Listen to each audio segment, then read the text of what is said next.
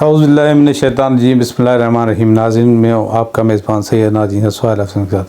नाज़रीन, कल जो जलसा हुआ जीटीए का, तो जीटीए के जलसे में आपने बहुत सारे मुक़र्रिरीन सुने। उन मुक़र्रिरीन ने खूब अपनी भड़ास निकाली।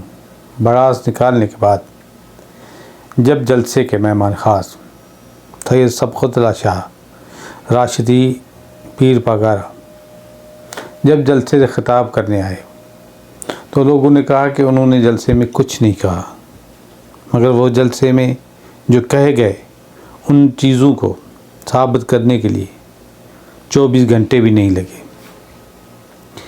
पीर पगारा ने कल ये कहा था कि हम उन लोगों के ख़िलाफ़ आए हैं जिन लोगों ने धांधली की है, और ये फ़ौज हमारी है, हम फ़ौज के साथ है, और फ़ौज ना होती तो उसकी इस मुल्क की हालत जो है वो गंभीर होती।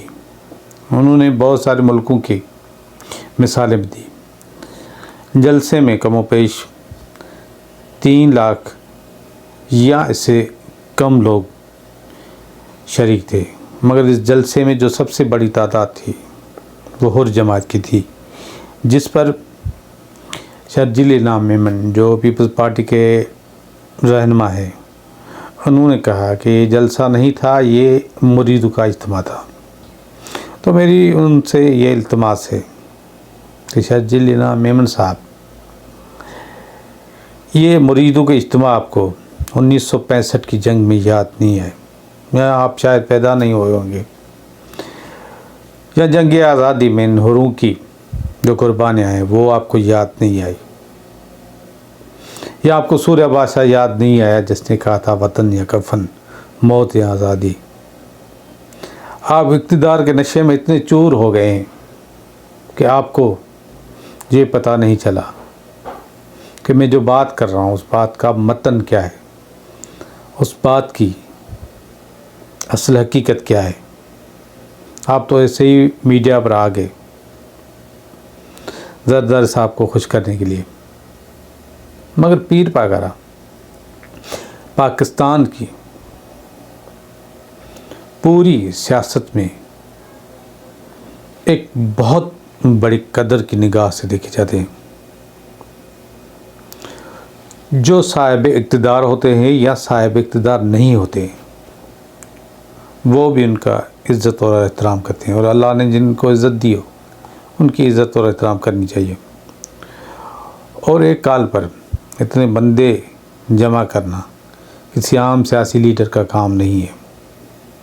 बेशक वो एक रूहानी पेशवा है, मगर लोग जिस तरह जा रहे थे, ये लोग पेड नहीं थे, लोग पैदल जा रहे थे, लोग कलमे और नयते पढ़ते जा रहे थे, लोग जो है इतने डिसिप्लिन थे कि कल बाज़ाब्ता जुम्मे की नमाज के वक्त जुम्मे की नमाज हुई है। जुम्मे की नमाज से यह मैंने अपनी ज़िंदगी में जुम्मे की नमाज का सबसे बड़ा इज्तिमा देखा है। तो हमें ज़बान को जो है संभाल कर इस्तेमाल करना चाहिए। पीर पगारों की जो पेशन गोई है वो आज सही साबित हो रही है, और जो मुल्क में हालात चल रहे हैं उन हालातों के चलते हुए मैं ये कह सकता हूँ कि 2 लफ्ज़ ही सही, मगर उन्होंने जो लफ्ज़ बोले वो काफ़ी जामे लफ्ज़ थे। इसी के साथ लूँगा इजाज़त, फिर मिलेंगे किसी और इलाक़े में। अपना बहुत ख्याल रखिएगा। पाकिस्तान जिंदाबाद।